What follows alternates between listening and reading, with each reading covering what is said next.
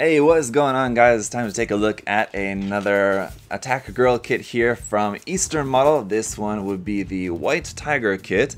This box was unfortunately another victim of some serious water damage here in my room, but everything on the inside is fine. I just wonder if the instruction manual might also be a little bit tricky to work with. We'll see that in just a minute. Anyway, let's take a look around the outside of the box first, as this one does look pretty cool. Like with the Black Tortoise kit, this is another one that's kind of based off of Chinese mythology and does look pretty cool. So let's go ahead and check it out. So once again, really nice illustration here on the front of the box, and it's in that same kind of thing where the text and the illustration, everything is all glossy, and then the background white color is just like a matte color, so it looks really nice, looks very fancy.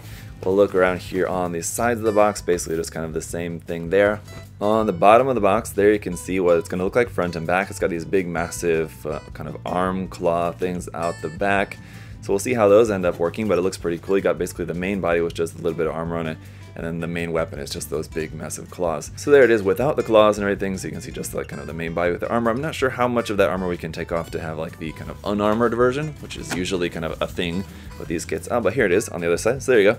There's what it looks like, all unarmored. You can see that. The eyes in this one look a bit, I don't know, the face and head design.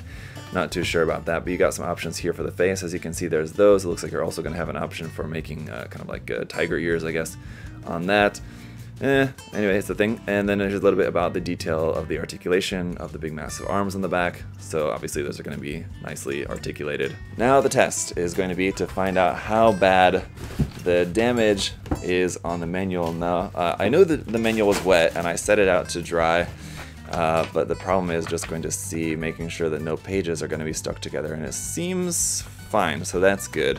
Not as bad as the Ganyu kit was, but this one does seem pretty alright. So let's go ahead and just check out the manual here while we're here. On the front, there's just that same box art illustration. On the back, just the 03. On the inside here, there's some more images of just the kind of unarmored body and head there in a couple of different poses. You can see a little bit about that. So you'll have some options whether you want to have a kind of like body, like partial bodysuit or no less bodysuit, I guess. There for the skin, you got some decals there for the eyes, so you have some options with those. There's just a little bit about how to apply those. So I'm guessing we're probably going to have some blank unprinted faces in there as well too. There's all of our parts list, and obviously, as you can tell, it's a pretty large size box, so we've got a lot of plastic in there. And then our instruction guide, so it just goes through all the construction of that. But if we go to the end, here is our complete diagram. Again, there's not really too much of a point to these, really. It's just kind of a line art illustration of everything. On the next page, we have some product displays, so you can see some different posing and everything. It does have this kind of clear part that goes in front of the eyes like that, which is pretty cool. Armed pattern, so you can again just get some good reference images here for posing the kit if you need some help posing it. Let's go ahead and check out all the runners. Alright, so let's check out these water slide decals here. So you got options for either blue eyes or red eyes. That's pretty cool. You got some options between those. The printing on them looks pretty good, so I think those should go on fine if you wanted to use those. And then in this little baggie here, we have our face options. It looks like we've got our pre-printed faces and then unprinted faces in here. So yeah, you'll have ones that you can use if you did want to use those eye decals. But we'll see more about these in use in the review portion, but just for now, I just want to take a look at the printing. The printing looks great. It's just the design, I'm not too sure about the design of them, but like the colors, the printing all looks really nice on them. And we've got all of our hair parts in here as well too, in this kind of light blue color. Now again, unfortunately, it seems like these are, like with the Black Tortoise kits, these are going to be in a little bit kind of softer plastic, which is unfortunate, and I don't really know why they do this. Yeah, these ones don't really seem quite as soft as they did on that one, but yeah, it's definitely still in like a little bit softer plastic for the hair parts, so that's a shame. We've also got all our hand option parts here as well too, which are going to be molded in gray. It looks like we've got open hands, closed fists, open resting hands, trigger finger hands, peace sign hands, and regular holding hands, so kind of your standard loadout of hand parts. We've got our base here, where the main base plate is in a clear blue, looks very nice, and then the arm is in just the plain clear, so that's a kind of a first. But again, if you guys have seen my past reviews of the Attack Girl series, be very, very careful with these, because these are definitely prone to break, so it's good that you have extras.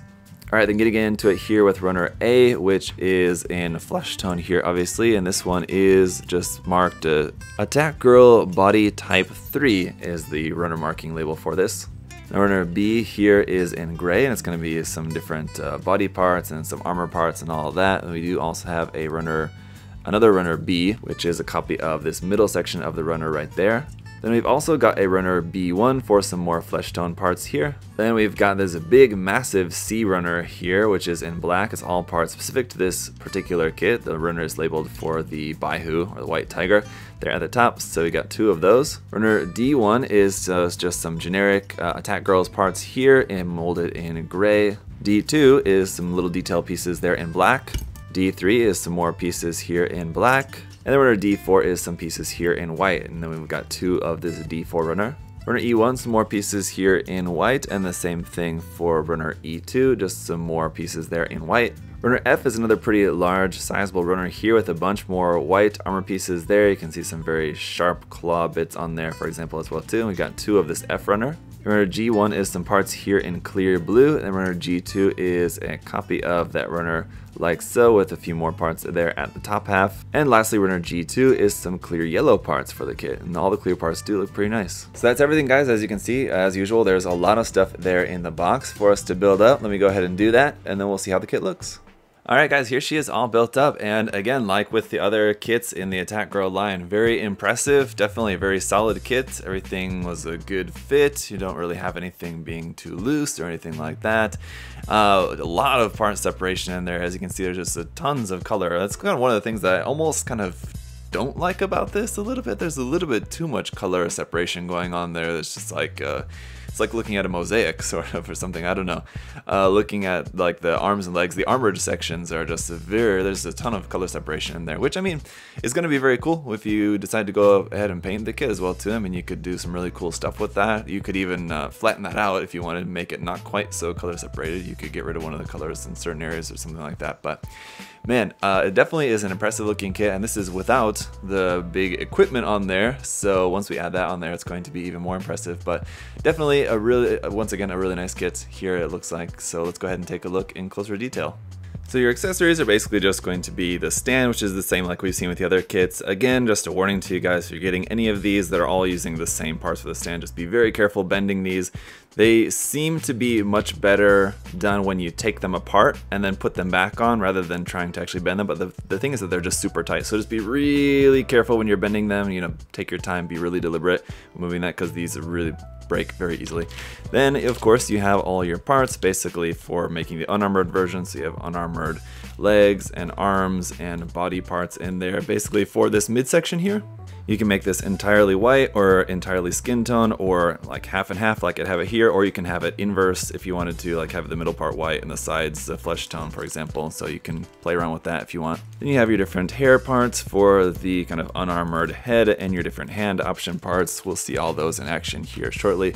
But of course, the main accessory here is going to be her backpack, sort of, which is this massive thing here, which again just has tons of part separation. You can see some big seam lines on that, but this will plug onto her back, and then this part will fit over the top and kind of fits over the top of her collar there like that. And then you have your hard point for plugging that onto an action base right there on the back side of there. And you have just about all the articulation as you might expect with this. You have some rotation here at the top. You can also move that a little bit forward and back, just kind of like a normal arm.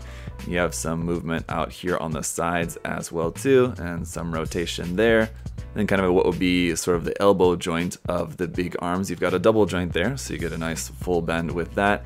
And then each of these sort of fingers have a couple of joints in them as well too, for kind of moving these around to make your claws doing different action poses and stuff. But that's pretty much it. You have that clear yellow part in there, which is not really all that visible, so I would recommend putting some like silver or chrome or something paint inside of there underneath the clear part, so that clear part is a little bit more visible. It would have been nice if that would have come with like a mirror sticker or something like that to stick on the inside of there.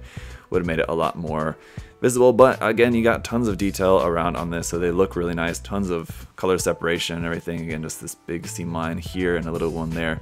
That's a little bit disappointing, but other than that, it's pretty much, for the most part, doesn't have much in the way of seam lines, but just a ton of detail around on that. So it looks fantastic. To attach this on, you just need to remove this panel up here on her back. And underneath that little black part too, there's also a hard point for plugging her onto an action base. So for example, later on when we're trying some poses with her without this backpack on, I'll use that lower adapter point there. And so like I said, then that white part fits over the top, kind of over the top of the torso as well too, to kind of lock it all in place. So you should have a really nice strong connection to the whole body, and there you go. It's very impressive looking. Let's try out some action poses. So as you guys will see, I mean, obviously this kit has a really cool look to it, really interesting, just kind of armor design style, obviously with his big massive arms. It really reminds me a lot of the Valvrave kit that I reviewed a little while back that has the also kind of similar thing with like these big massive arms on the backpack. But yeah, I mean, I have pros and cons about this kit, honestly, that I like. I don't really like, again, that the hair is molded in that softer plastic. That's a bit annoying. The face options then as well too. I mean, like the printing on the faces is really nicely done. I just feel like in general, just like the face and head designs of them is still just not quite looking right. It still just looks a bit awkward. They're not quite as nicely designed as what we typically see like from Kotobukiya. Just kind of hit and miss, I guess, between some of the different faces and some of the different kits. Some of them end up looking quite nice. Some of them just look a little bit kind of odd or awkward or something. But overall, I mean, it's a really cool kit. You don't really have a ton of accessories in terms of like any like handheld accessories. So it would have been cool if this would have come with like some sort of sword weapon or something. Some sort of handheld weapon would have been cool as well too. I know obviously its main weapons is like the big giant claw arms. And I don't know, maybe there's some reason for that because I know it is tied to like the actual Chinese folklore or whatever. So maybe this particular warrior or whatever didn't use any sort of like normal handheld weapons. I don't know, but that could be a reason for it. But having something included with this would have been nice. That said, of course, there's lots of different optional weapons and things that you can get from Kotobukiya anyway that would work with this. This company, as far as I know, has not started making any sort of like option sets as far as like weapons and things like that. But that would be something that would be cool to see from them in the future if they start making like some like auxiliary weapons and things like that that just kind of work with all of their kits that you could mix and match, things like that, just basically following Kotobukiya's footsteps. I think would be a good idea for them to look into in the future. But very cool kit. Let me know your guys' thoughts on the kit down in the comment section below. What do you think of the design?